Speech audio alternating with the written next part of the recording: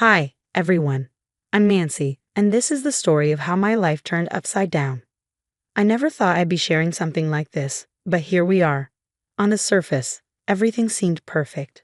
At 25, I was thriving as a software engineer at TechFlow Solutions, living with my dad, David, and my stepmom, Karen, in our suburban home. My birth mom passed away from cancer when I was just 5, and dad remarried when I was 12. Karen brought her own children into the mix, Tyler and Ashley, now 19 and 17. Nancy, honey, could you help Ashley with her college applications? She's struggling with the essays. Karen called one evening while I was deep in my coding. Sure, I can spare some time this weekend. Actually, Tyler needs the weekend for his gaming tournament. Maybe next week.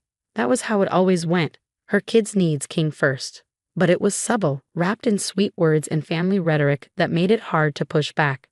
Have you thought about moving out? My best friend Amanda asked over coffee last week. You've got a great job. Dad wants me to stay. Plus, the house has been in our family for generations, I replied. Amanda's expression shifted. Speaking of the house, she leaned closer. James mentioned seeing Karen at the bank yesterday. My boyfriend James works at the local bank and had recently noticed Karen making frequent visits. She's been pushing Dad to put the house in her name, I confided. She says it's for estate planning purposes. Later that evening, I was helping Dad with dinner when Karen glided into the kitchen. Nancy, dear, she said, her voice syrupy sweet. I was going through some old boxes in the attic today and found some interesting family papers. Mom's papers? I perked up, always eager for any connection to my late mother. Oh, all sorts of things, Karen replied, her smile not quite reaching her eyes. Makes you wonder about family secrets, doesn't it?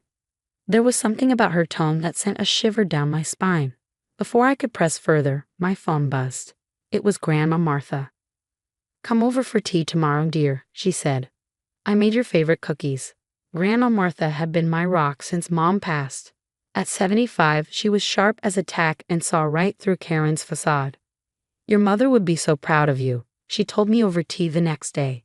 You're just like her, strong, smart, and kind. Karen's been acting weird lately, Grandma, dropping hints about family secrets. That woman's always stirring up trouble. Keep your eyes open, Nancy, and remember this house. Your grandfather built it with his own hands. It's your heritage. I nodded, but unease settled in my gut. That night, as I walked past Karen's office, I overheard her on the phone. No, he doesn't suspect anything, she whispered. Yes, I'm working on the house situation. Don't worry, everything's going according to plan. The girl, she won't be a problem much longer. My heart raced. James had been right. I needed to watch Karen closely. I texted Amanda. Emergency wine night needed. Karen's up to something. On my way, she replied instantly. And I'm bringing that file I told you about.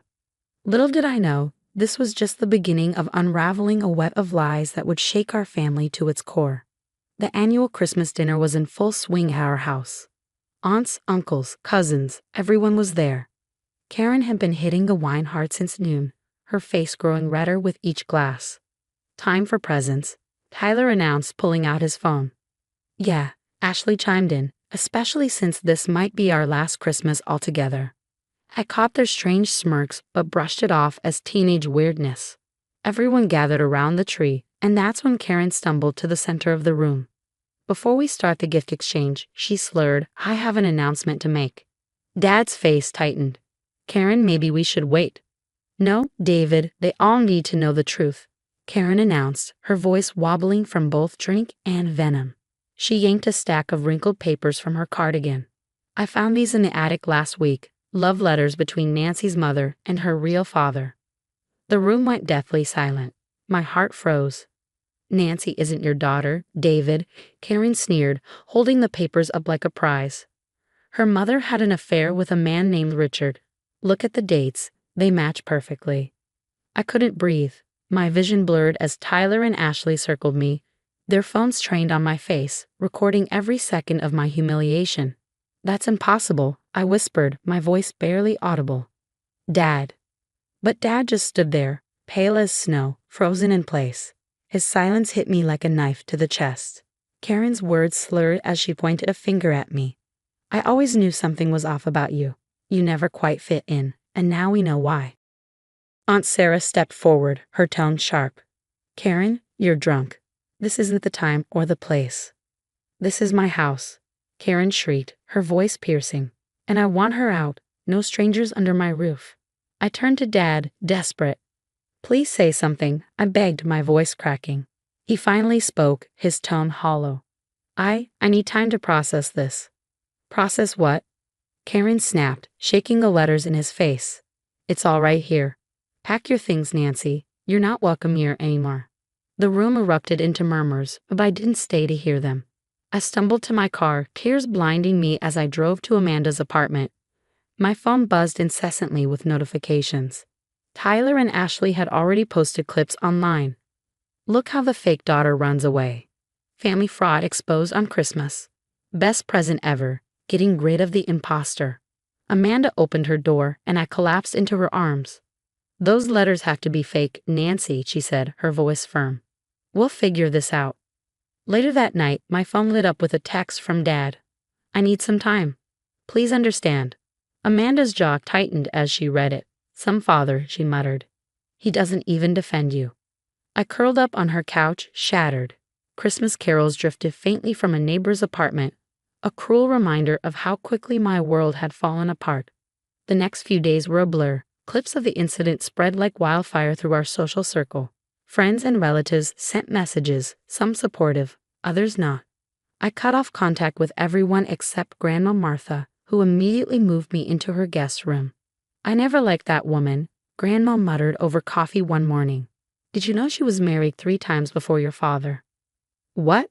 I asked, startled. Dad said she was only married once before. Grandma's eyes narrowed. Oh, honey, she buried those marriages deeper than Jimmy Hoffa. Same pattern every time. Wealthy men with children. And those children, they always became problems. Amanda, ever the investigator, began digging.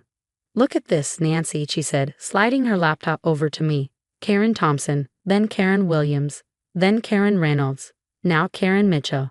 She's like a black widow of family destruction. James joined the effort, using his position at the bank to uncover more. Nancy, these transactions are sketchy, he said, showing me his findings. Your dad's accounts have regular transfers to offshore accounts, starting right after the Christmas disaster. She's bleeding him dry. My phone buzzed again. Another taunt from Tyler. Hey, fake sis. Just making sure your coworkers know what a fraud you are. My boss called me into their office that afternoon. This needs to stop, Nancy, they said.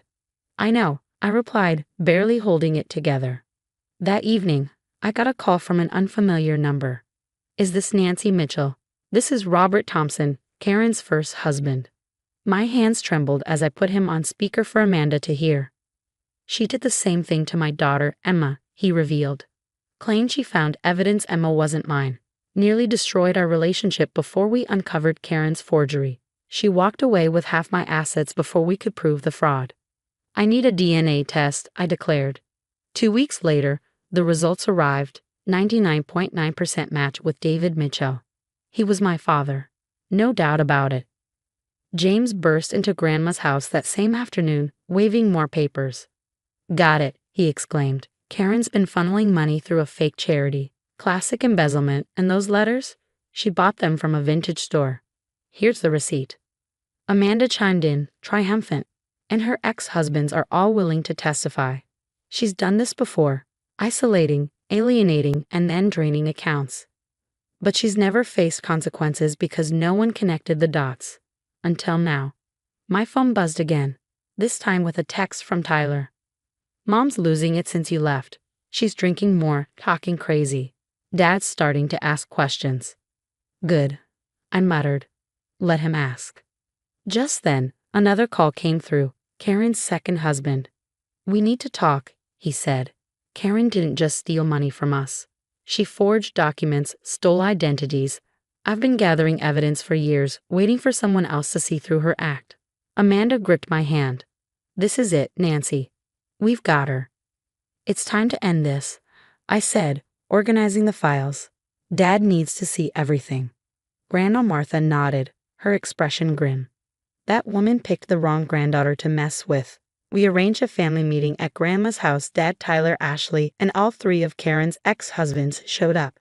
Karen waltzed in last, her confident smirk faltering as she saw the crowd and the evidence laid out before her.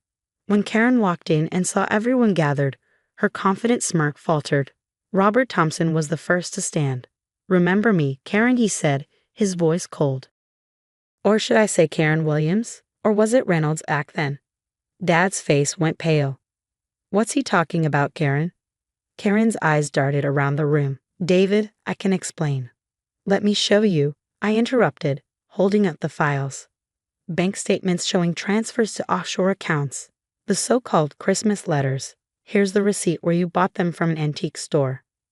Tyler and Ashley shifted uncomfortably, their phones now eerily silent. "And here's my DNA test," I continued, my voice steady. 99.9% match. I am Dad's daughter. Always have been. You little. Karen lunged forward, but James stepped in, blocking her path. "Mrs. Mitchell," he said calmly, "I've documented every suspicious transaction you've made at the bank. Fraud, embezzlement, identity theft. It's all here." Ashley's voice trembled. "Mom, what did you do?" Dad picked up the files with shaking hands, flipping through the damning evidence. His voice was barely audible. 3 previous marriages, all ending in fraud accusations. "Karen, who are you?" "David, I can explain," Karen pleaded. "Save it," Robert interjected. "She gave me the same speech when I caught her stealing from my daughter's college fund." Tyler suddenly stood, his face red with anger. "That's why you kept pushing me not to go to college. Because you were stealing my tuition money." Karen's mask cracked, her composure crumbling. She sank into a chair, tears streaming down her face. "Nancy, please," she begged, her voice desperate. "I'm sorry. I was just trying to protect our family." "Our family?" I laughed bitterly. "You and your bank account." Dad straightened up, his expression hard and determined. He looked years older. "I want a divorce," he said firmly, "and I'm pressing charges." "Daddy, no," Ashley cried, tears spilling down her cheeks. "She's still our mom." "A mom who was stealing your future," James pointed out gently. "Check your college accounts." The aftermath was swift and decisive. Dad filed for divorce, and Karen's past victims began coming forward in droves.